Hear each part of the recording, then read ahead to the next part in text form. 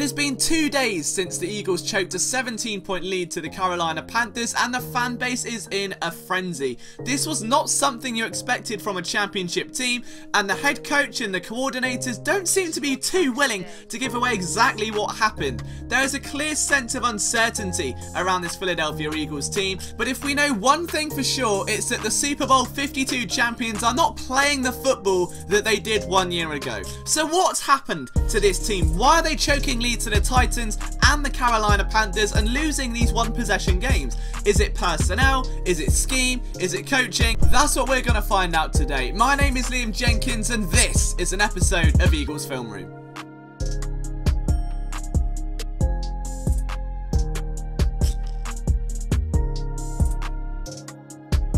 One of the biggest myths surrounding this game was that the Eagles suddenly changed the way they played defense in the fourth quarter, when in actual fact, I charted it above, as you can see, it wasn't that different. The Eagles played a heavy amount of man coverage, and they did actually take away the amount of zone they played. What we did see throughout was a hefty amount of single safeties over the top, which meant a lot of Avonte Maddox having to make pressurable decisions and relying on those outside corners. Talking of corners, there was a new face starting this week, and that was Dexter McDougal, a man who played 8 games for the Eagles last year, perennially on special teams, started at nickel cornerback, and when the team blitzed, which I counted there were 2 of them, this happened. It wasn't a good look for a man who has barely played football in the last year, but the Eagles did start moving their corners away from the ball, and you're talking to a quarterback who, while he is mobile, likes to sit in the pocket and take checkdowns in this rebuilt Panthers offense. It's a lot of optionality. The Eagles seem very familiar with it, and on a play like that where you have Jalen Mills looking at the quarterback, you've got Camu Grugier-Hill looking at the quarterback, it's an easy pickup for Devin Funchess, who can run right by without a care in the world. Now, the other thing the Panthers did to start this drive was run a lot of up-tempo. It's something where Cam Newton really thrives. He's got his highest passer rating in these situations. The Panthers offense was running stale. It needed a spark, and this is exactly what a triple option play can do to you. When you've got a running quarterback in Cam Newton, a lethal dual threat back in McCaffrey, that could easily be a fake there, but instead they go back the other way. The whole defense is caught napping. The Panthers go in for the score with some great second level blocking, 2 whiff tackles, and at this point the defense is starting to wonder. On their second drive of the game, this was the big touchdown now that really sent the defense into some shivering situations. Watch the linebacker and how Cam Newton holds him over the middle. This is what veteran quarterbacks do well. Newton drops back knowing that his player is going to go right over the top. That linebacker is frozen, stood feet planted, and it just opens an enormous window for Cam Newton to complete an easy pass. And while we're talking of easy passes, why not tap into Peterson's playbook and run an RPO by yourself? When you've got off coverage and Darby is that far away from the receiver, you're going to take that completion all day long, and why wouldn't you? You're running up tempo. The defense are beginning to get on their heels. They're worrying a little bit, perhaps a bit gassed out. Cox has played 70% of snaps at this point. You start doing RPOs, and all of a sudden this Eagles defense is caught a little bit off guard. You've got off coverage again here. It's a single safety over the top, and watch the way that Cam Newton just threads that. Ronald Darby falls for the double move. It was not Jalen Mills this time, but when you slow this play down, just watch the way that Ronald Darby is eyeing up the backfield. He moves his back pedal a little bit abruptly, goes to fall inside, and it literally falls forward, to put it bluntly, but Devin Funchess hauls in the easy pass. To me, that looks like they're trying to do too much with too little. The Eagles defense beginning to worry at this stage. So what do you do when you worry? You defend downfield. All you've got to do is hold them to 3, but when you move that many players away from the ball, you open up a massive window of opportunity for a Mac attack. One of Stanford's finest rushers in recent memory, Christian McCaffrey, has been a lethal force for the Panthers this season already, with over 120 targets to his name, and it's easy to see why. If defenses are going to move that far away, you can't blame them for exploiting him. Now here we actually see the Panthers run a pick play again to exploit Christian McCaffrey. They just get Dexter McDougal fooled. He runs into the back of poor Jordan Hicks, and and at that stage it's open season for number 22, and the Panthers are able to push their way downfield once again. McDougall really did have a trial by fire in this game, and at that point the Panthers are now doubling down. Now this is what you like to see, this is what I'm talking about. You're running up tempo, the Eagles can't get pressure to you, and at this stage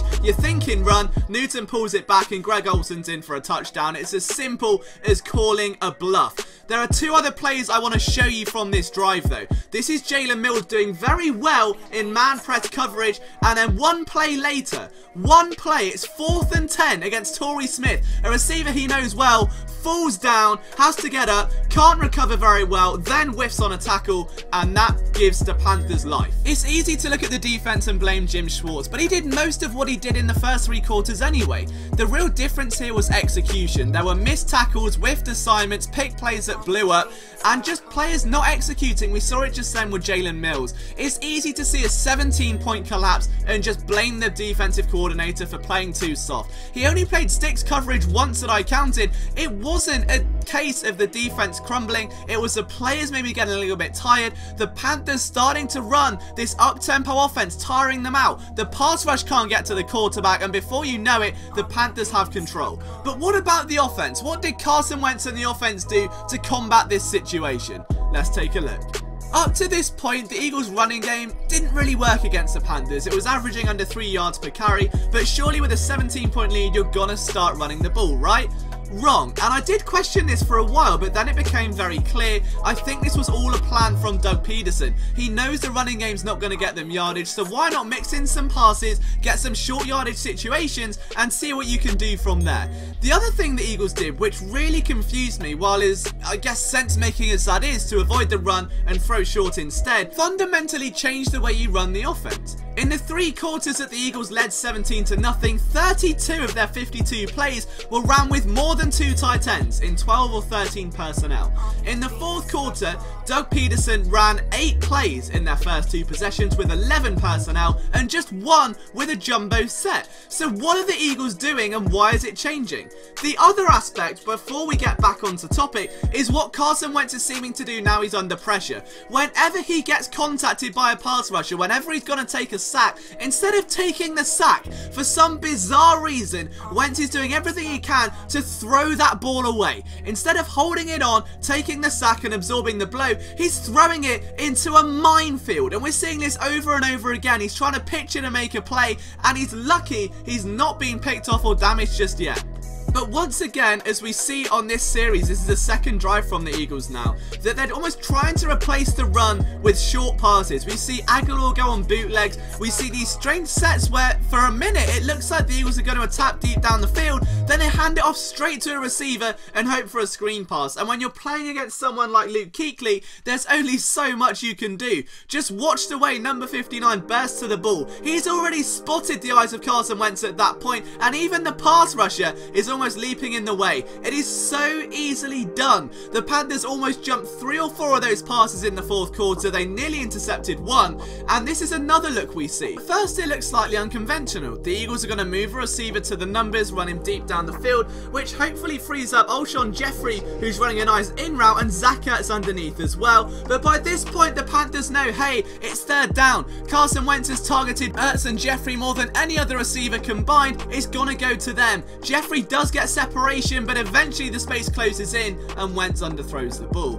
Now, the one promising aspect from this offense, on that final drive, Carson Wentz throws an absolute dime to Alshon Jeffrey, who runs downfield. This doesn't need analysis. This is a number 1 receiver play from Alshon Jeffrey, and I'm tired of hearing that Jeffrey isn't a number 1. Number 17 here makes an astonishing drive to get past Bradbury, who has dominated all game long. He has absolutely obliterated James Bradbury, the cornerback, and Carson Wentz just lets it fly, gets the Eagles deep into enemy territory with a PI flag, and that should be the ball game. Wendell Smallwood now has a chance to run the ball, and at that point, he does make a reasonably questionable decision. He's got Jason Peters in front, dives it up the middle, and he does pick up a 3rd and 2. This is where things get interesting. Look at the shape of this route. You've got Wendell Smallwood going outside in blue, you've got a levels concept underneath, a post route from a thick receiver at the top, and Zach Ertz going over the middle. At this point, Wendell Smallwood is wide open on the 3rd and 2. He instead throws it into double coverage for Jeffrey, and that should have been picked off.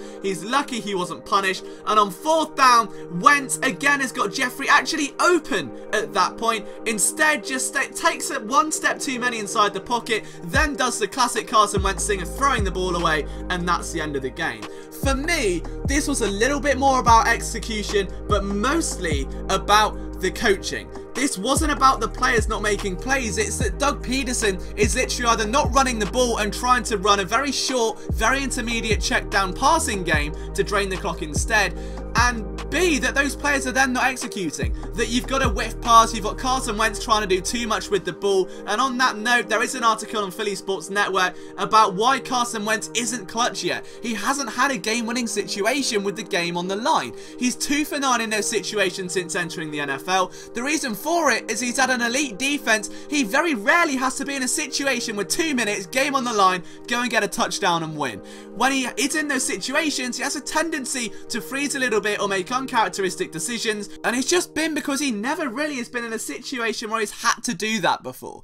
But in terms of the offense, I'm putting it down to coaching, which explains why Doug Peterson was probably a little defensive. Let's be honest, how you react to criticism defines how accurate it is, and if the whole world is saying run the ball, and Peterson is saying, hey, come down on the sideline with me, probably got some weight to it. Defensively though, unfortunately, I'm putting down to personnel and execution. Jim Schwartz, you get off on this one. I'd love to know what you think, guys. Make sure you leave a like and a comment down below. Let's get to 500 likes. Make sure you hit subscribe. From myself, Liam Jenkins, we'll see you next week for another episode of Eagles Film Room.